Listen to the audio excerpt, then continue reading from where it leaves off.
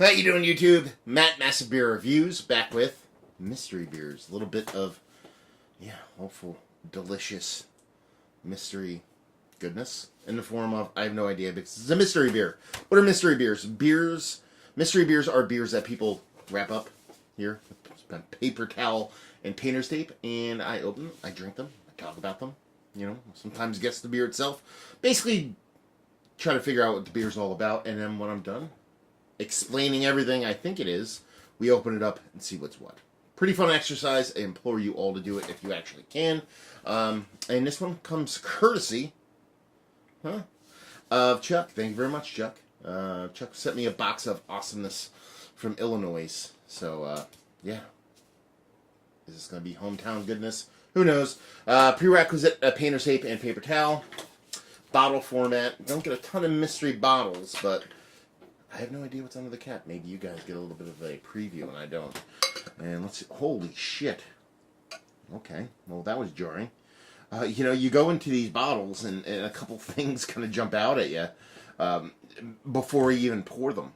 One of them is not that at all. You typically think, old school beer, pale ales, old school IPAs, stouts, things like that. That looks like the densest, thickest hazy in the history of mankind with the combination of like this weird kind of slight gray alien skin color to it. So yeah, I mean, she looks like a huge, just bonkers level hazy out of a stubby little 12-ounce bottle. Not anything like I expected. Yeah, that's bizarre. So we're off to a little bit of a look. You can get like clean debris on it. It's so chunky, man. Off to a weird start here in the mystery beer. Birthday mystery beer, mind you. My birthday was January 13th. That is today. By the time I post this, it's probably going to be February or some shit. But, yeah. Birthday mystery beers, baby. Let's get a nose. That's a weird one.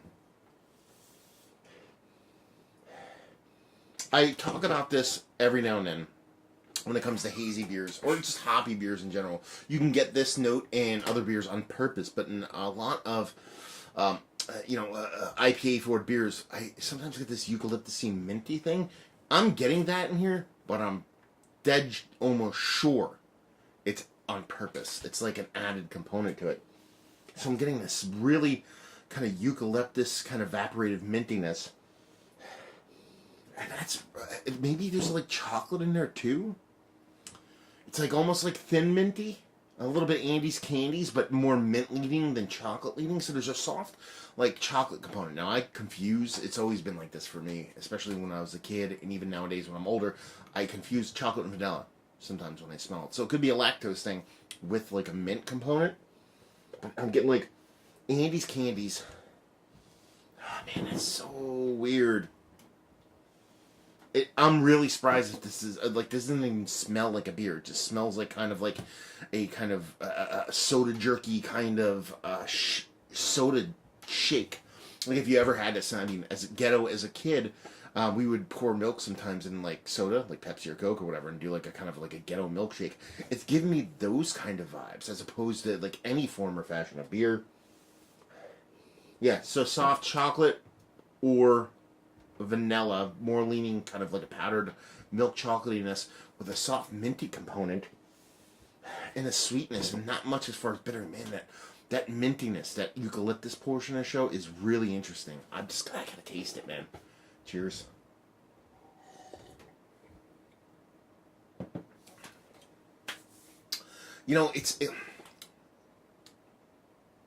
It's somebody's milkshake IPA.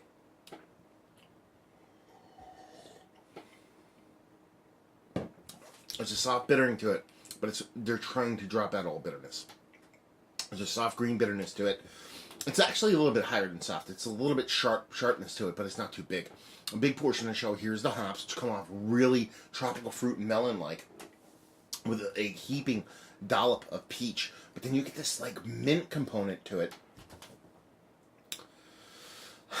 and that lactose, which makes me think a little bit more chocolate. I wouldn't be surprised if this is somebody's chocolate chip mint version of a milkshake beer.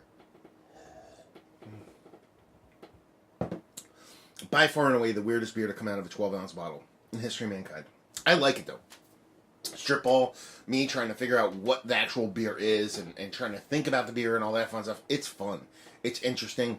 That minty component on top of those slightly green, slightly piney kind of hops just works for me in a kind of, like I said, spearminty kind of eucalyptus kind of component. You're getting a nice big helping of lactose, of creaminess in there, but it's not overpowering the beer, which is fun. Even though there's all kinds of bits and pieces going off in 19 different directions, the hops are still the kind of the star of the show here. The way it kind of adds that added component of those big tropical fruits. It's almost coming off like a sherberted milkshake. I'm gonna change. It's not. It's not. See, I'm kind of fighting myself on it. I want to go a little bit of chocolate chip mint, but at the same time, I want to go a little bit kind of like a. I know sherbet is kind of lactose-free ice cream, but I'm getting the way those melons come off when I think of rich, sweet, kind of creamy ice cream like melon. I think of sherbet, so that's kind of why I'm leaning in that direction. But let's not fucking outthink the room here. Let's get back to the basics. This is a 8% milkshake IPA with some kind of mint in it. If it's not mint, then this hops are super cool, and obviously lactose, and I think some kind of like added something else like chocolate, a little bit of soft chocolate or something like that. That's it, done and done. I gotta figure out what the fuck this is. Wow, this is a weird one. Now I have an idea about this, and when I open it up, I'll let you guys know about it. Funny when I do mystery beers, or when I do beer reviews in general, I usually do a couple different at a time. I actually I kind of do like 3, maybe 4 in a night. And the mystery beers are the first ones I do. Let's see, what do we have here? We have Flagpole Citra. This is a microphone beer. Let's see. I'm gonna have to pull my glasses up. Double dry hopped India Pale Ale with Citra hops and vanilla. There's no mint in this whatsoever. And it just says with vanilla, so there's no lactose in it either. It's just straight up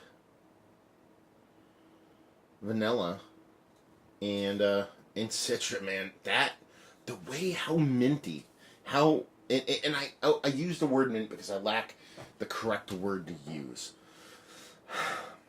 It's that effervescent kind of eucalyptus kind of evaporative thing that I talk about when it comes to hops.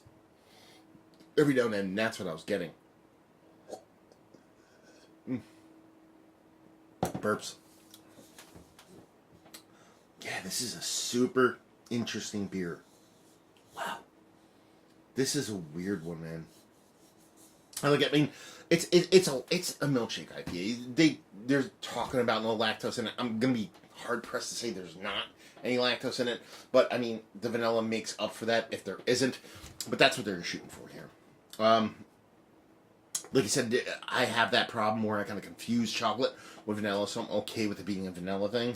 And it was just to me, and it's not a matter of not getting that mint component, that mint portion of the show, that eucalyptus-y thing that I keep saying mint and I mean something different, but I think you guys get the gist. It's just the way those hops were fuck-duggered.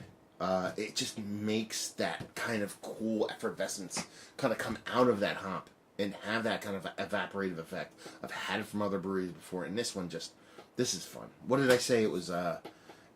This is 7%. That's a cool beer. That's a super cool beer. Yeah, Chuck. Thank you, man. This is a super cool, interesting beer. This is why I love doing beer reviews in general, but mystery beers even more, because there's so much going on. Even though they're just saying vanilla hops, they say there's not a bunch going on with this beer, but there's so much going on inside of the beer that it just kind of flips you around and tosses you all over the place. And yeah, this is what blind beers are all about, man. Super fun stuff. So let's talk about it. Is it one of the better, I'm going to call it a milkshake IPA because that's what it is. Is it one of the better milkshake IPAs that I've had as of late? It's up there. If not at the very top, it's very close. Just the way those hops show in combination with the beer itself. It's fun. I dig it. I'm a fan. Value and availability, no idea. I don't know if microphone stuff hits shelves or if you have to get a brewery only. Maybe somebody out there in Chicagoland can actually let me know what's what and leave you with, if you like what, will you like this? If you like milkshake IPAs, if you like interesting beer, if you like fun beer, because that's where this beer kind of lanes. It's just fun as fuck, and that's a good thing. So if you like fun as fuck beer, this beer is gonna do it for you. So there you go, another review in the books. Hopefully you guys enjoyed it. Down there if you want to talk about it. Massive Beers if you want to check me out doing the social media stuff. Beer Massive if you want to check me out doing the whole podcasting thing. And hopefully you guys enjoyed the review. Hopefully enjoying a nice hazy right now. And hopefully see you next time. Cheers.